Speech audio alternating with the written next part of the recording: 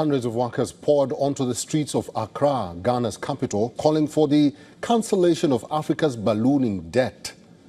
Ghana, Africa's leading gold producer and the world's second largest cocoa exporter, is only now starting to recover from one of its worst economic crises in decades, which included a 2022 debt default and inflation that at one point exceeded 50%.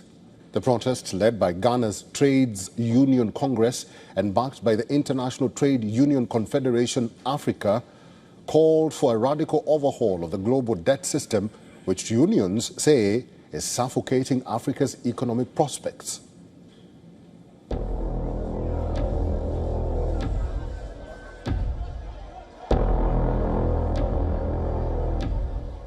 Thousands of protesters marched through Ghana's capital, Accra, demanding the cancellation of African debt and calling for trade justice in a demonstration that drew participants from across the continent.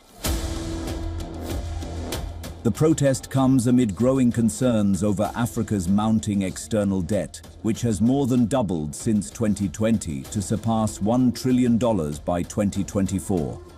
According to figures released by UNDP last week. Many sub-Saharan African countries now face a high risk of debt distress, with the region's average debt-to-GDP ratio approaching 60% by the end of 2024, up from around 30% a decade earlier. Somalia has had a very dangerous debt trap for decades. And just recently what we have achieved is to reach the completion point of Hibbing. And that point that we have reached, what we are demanding is we no longer need a new borrowing, a new debt. We do not want to go back to that same hole. What we want is grants to be provided to our country, for the international financial institutions, to support our country to recover.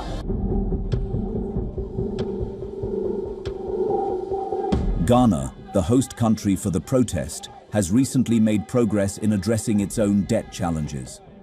In January 2024, the nation reached a draft agreement to restructure $5.4 billion in debt, and its parliament approved a further debt restructuring deal in June 2025.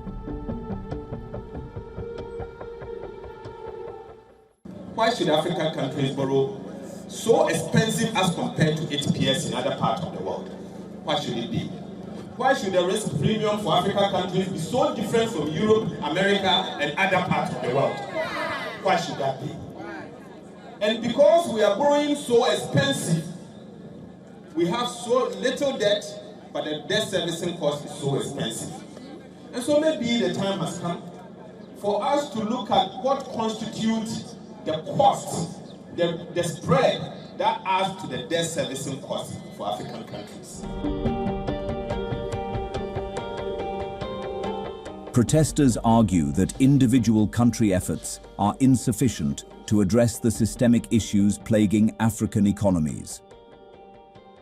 They echo calls made by former African heads of state at a summit in Cape Town in March, which urged for comprehensive debt relief for highly indebted nations and lower borrowing costs across the board. In recent months, African diplomats from countries such as Zambia, South Africa, and Malawi have been lobbying the UK government to support legislation that would prevent private creditors from suing debtor nations during restructuring processes.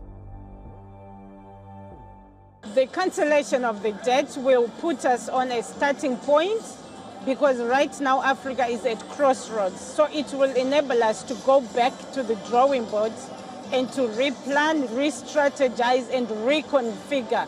What debt do we want? How do we want it? How do we monitor it? And what will be its results? It will also cause us to relook at our institutions of governance and make sure that this time they are ready and prepared to deliver for the people. I came from Nigeria to participate in this rally, just like many other participants that come from different parts of African countries.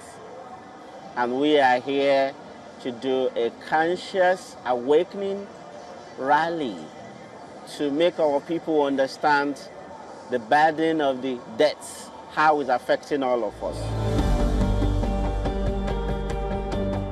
Organizers of Ghana's protest called for continued pressure on international financial institutions, creditor nations, and African governments to work towards a comprehensive solution that addresses both immediate debt relief needs and long-term structural reforms to prevent future crises.